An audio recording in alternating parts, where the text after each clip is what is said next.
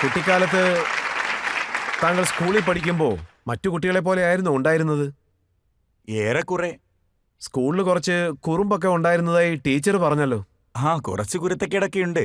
അതായത് ഞാൻ സ്കൂളിലേക്ക് പോകുമ്പോഴൊക്കെ കുറച്ച് മാത്രമേ ഞാൻ പോയിട്ടുള്ളൂ. പക്ഷെ ഞാൻ പോകുമ്പോൾ വളരെ ഗംഭീരമായിട്ടാണ് പോകുന്നത്. അതുകൂടാതെ എല്ലാവർക്കും എന്നെ അറിയാമായിരുന്നു. എന്റെ അച്ഛനെയും മുത്തച്ഛനെയൊക്കെ അറിയാമായിരുന്നു. അതുകൊണ്ട് എന്റെ മുത്തച്ഛന് കൊടുക്കുന്ന അംഗീകാരം, അതുകൂടാതെ എന്റെ അച്ഛന് കൊടുക്കുന്ന അംഗീകാരം, അത് എനിക്കും കിട്ടുമായിരുന്നു.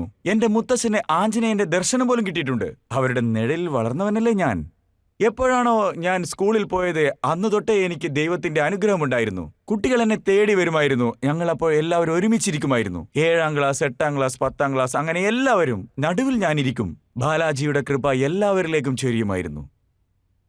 അന്ന് ഞാനൊരു കുട്ടിയെ പോലെ പലതും പറയുമായിരുന്നു. പക്ഷെ ഇപ്പോൾ അങ്ങനെയല്ല. ഇപ്പൊ ഞാൻ വളരെ വളർന്നിരിക്കുകയാണ്. അതായത് ഈ വളർച്ച കൊടുത്തത് തന്നെ ഈ ജനങ്ങളാണ്. അപ്പൊ ഞാൻ എന്താ പറയുന്ന വെച്ചാൽ, നിനക്ക് 55% കിട്ടും, ഇനിയും ശ്രമിച്ചാൽ 60% കിട്ടും, അങ്ങനെ. അതുകൊണ്ട് കൃപ, ഗുരുകൃപ. ഒരു ശക്തിയും എന്നോട് സംസാരിക്കാറില്ല. ഒരു ശക്തിയും എന്റെ മുമ്പിൽ വന്നിരുന്നിട്ടില്ല.